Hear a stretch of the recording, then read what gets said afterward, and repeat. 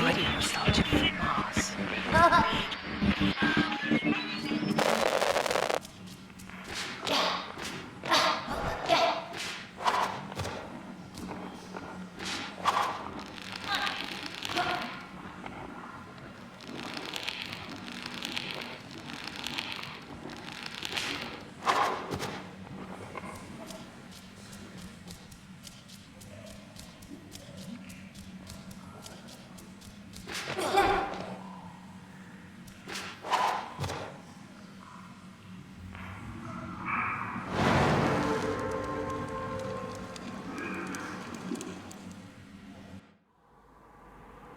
The days were hot. Fish died in the lake, plants yellowed, birds stopped singing. There was thunder, but no rain. You call this period the Great Ecological Catastrophe. I heard my mother's heartbeat as she carried me to Alphaville. People chased us. I remember her driving and bison running by. Then we reached the flooded city with refugees in rubber boats. Suddenly, I couldn't find Mama. I was scared and alone. I'll never know whether she died or abandoned me. I only remember the rockets leaving for Mars. That night, the fighting started. I ran deep into the forest. A she-wolf found me and raised me with her cubs. People who didn't make it into the rockets were dying in combat and from the mutating environment. But we, the orphans and animals, didn't fight. Instead, together we adapted to nature that grew out of the rubble. Many moons passed, and then one day, some humans returned. They called themselves Martians. They flew around dressed in yellow. They went hunting and played golf. I would steal their golf balls for fun. It really upset them.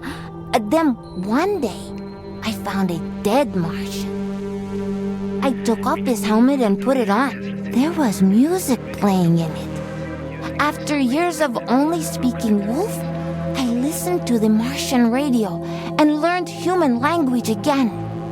After the group left, one full moon later, I was chasing a tasty bug when another spaceship with new Martians arrived. It soon became clear they were trouble.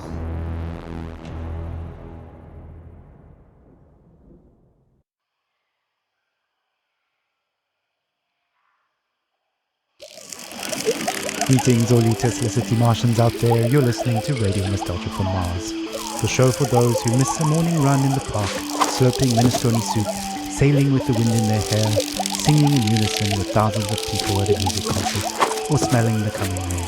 In other words, a show for the long lost days of Earth.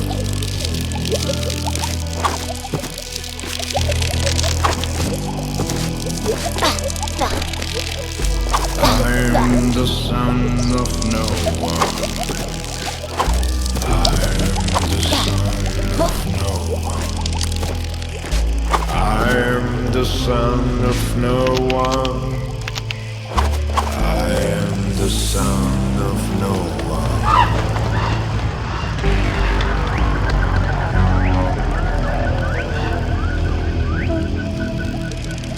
A mutant of tomorrow. I got no time for sorrow. Son of no one, the son of no one. I'm the son of no one. I'm the son of no one. Starting off the show with Son of No One, a song that very certainly resonates with many of us orphans of the earth in the stuffy depths of space. Speaking of stuffy air, please don't attempt to open portal windows to let some fresh air in. It's unbelievable that we have to mention this, but we're living in pressurized domes, people. Breathing recycled air is just the new normal. In totally unrelated news, the memorial of Baroness von Bullenschütz will be held in private and her family asks gold diggers and paparazzi to respectfully stay away from the funeral ceremony being held in the Section C cafeteria on Deck 3 at 7 p.m. downtown. All right, on with the show.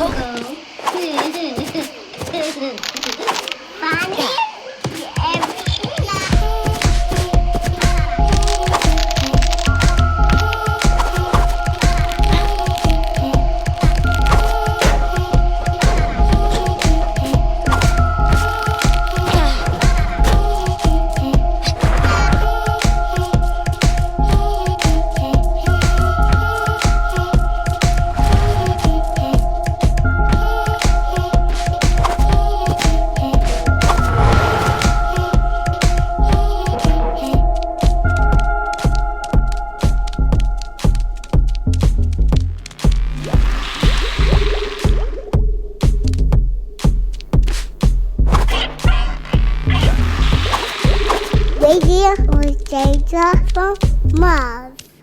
A little toddler pop there, taking us back to the days of late-stage capitalism at its finest, when child labor never sounded so sweet. On that note, it's time for another story, a look back at life on the open road, and a look forward to the long road ahead. Stories, memories, the good old days, original sources, authentic tales, hope, inspiration, drama, radio, fun, and more. crying while riding a Harley-Davidson is the actual meaning of life. I'm serious. I tried to recreate that feeling here on Mars. So I took a Tesla City Delivery EVA for a spin on the Planitia Plains, but it's like driving a janky VR simulation. It made me miss riding my motorcycle, my Jolene, even more. At 35, for 30 days in the blistering heat of July, I took a 4,600-mile trip across America on my motorbike. We set off from California, we zigzagged up and down the country and covered 18 states all the way up to New York City, where I was to take over my father's company. During the trip, the biggest surprise for me was how much of my thinking was practical. Even banal, I just focused on staying alive at 70 miles an hour on two wheels with crazy wings buffeting me in all directions. So while my mind was this constant barrage of compulsive thoughts, those thoughts were generally practical. Like, how do I get to that destination before dark? Am I drinking enough water? Am I hydrating? The bigger picture stuff of why am I doing this and what is life about anyway didn't come until later. We started the trip at the peak of California's infamous orange heat wave, and we rode it for 5 days in temperatures you wouldn't believe. Some mornings I'd have sweat dripping from my elbows before we even set off. My eyes hurt from the sun. Sometimes I'd wake up so sore I could barely move. My inner thighs had engine burn. And even though those closest to me actually didn't think I'd make it, I learned that I could physically overcome much more than I thought. So after that rite of passage, I knew I could take over the company. Instead of being an entitled little brat whose father would pay for her theatre career, I turned the company into a $1 trillion business. And now, here I am with my family on Mars, among the last representatives of humanity in the universe. But aside from this high-minded idealism, life has no meaning. Because of these damn EVA suits, there's no wind on the highway here. No open-air solitude that makes you feel one with the world like back on Earth. On Mars, even if you manage to get outside, you're still trapped in a bubble of your own stale air. No matter where you go, isolation clings to you. Unlike the open road, it's an experience of void, not wholeness.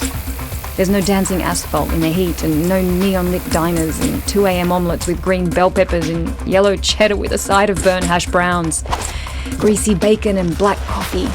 Instead, there's this barren rock and strictly monitored oxygen levels in sterile domes. We live in bubbles within bubbles. I admire how far we've come and how resilient we are, but I wonder, maybe we're just fooling ourselves. Just like during my epic ride, we've mostly figured out the banal questions about water and food and sanitation, and now the greater questions are looming. What are we really doing here? What is our future? And what will the meaning of life be for my kids? At any rate, the point is, I miss my Jolene. That's all. Thanks for listening. أنتم تستمعون إلى راديو حنين من المريخ. Thank you for taking us on that ride with you, Brianna. Your story is an inspiration for all and reminds us to face our difficulties head on and to value the small things in life, even out here on Mars. Motorcycles, grease, wind in the hair. What better way to remember?